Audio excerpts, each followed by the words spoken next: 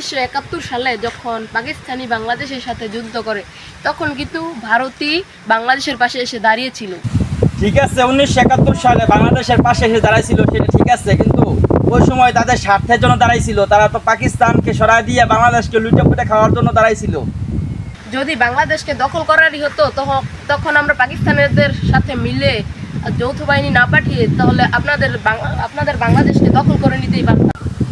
বাংলাদেশ দখল করা এত সহজ কথা নয়। বাঙালি জাতিরা যুদ্ধের জন্য প্রস্তুত ছিল। বাঙালি 9 মাস যুদ্ধ করার পরে ভারত এসে বাঙালিকে সাহায্য করেছে। সারাপকে তাকিয়ে আছে, ওই সময় ভারত ইচ্ছা করলো, সেই হিসাবে বাংলাদেশের ইচ্ছা করলো তার বাংলাদেশ দখল করে খাইতে পারতো না, কারণ বাংলাদেশ ছিল একটা স্বাধীন রাষ্ট্র। এই রাষ্ট্রের উপর হস্তক্ষেপ করা কেউ অধিকার নাই। বাঙালি এমনই, যেই থালায় খায় সেই থালায় ভোটা করে। বাঙালিরা ভারতকে খুব সম্মান করত, খুব স্নেহ করত, খুবই কাছে নিত, কিন্তু ভারতেরা সবসময় বাঙালিকে টুসি খাওয়ার চিন্তা করতো।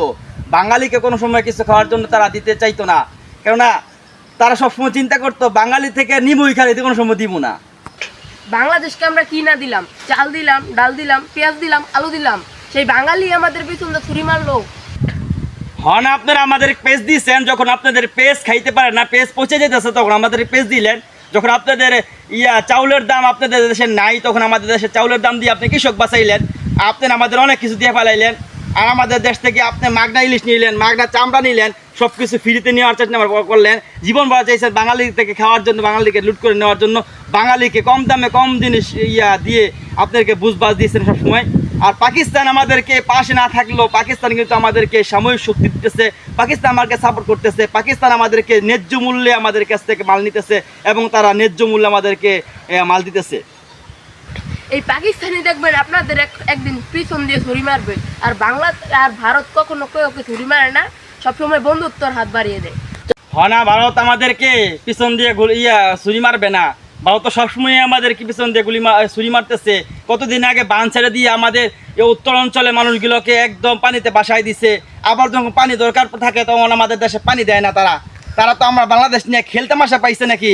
এই খেলতামাশা করতে দিব না, দরকার হয় আমরা বাত্তরি করে নিব। বর্ষার দিন কি আসবে না কোনো দিন? এবার বর্ষার দিন আসলে তিস্তার ভাত আর আপনাদের খুলতে দেব না। আমরা হচ্ছে বাঙালি, আমরা না পাকিস্তানি না আমরা ভারতী, আমরা হচ্ছে বাঙালি। বাঙালি জাতিকে বাঙালির রক্তে তাদের এই শৈলীর মধ্যে আছে। তাদেরকে সবসময় ধারণা করতে হবে বাঙালির প্রতি মহব্বত থাকতে হবে। বাঙালি যদি বিনদেশির প্রতি মহব্বত দেখিয়ে দলমত পরিবেশন করে তাহলে কিন্তু শান্তি আসবে না কখনো।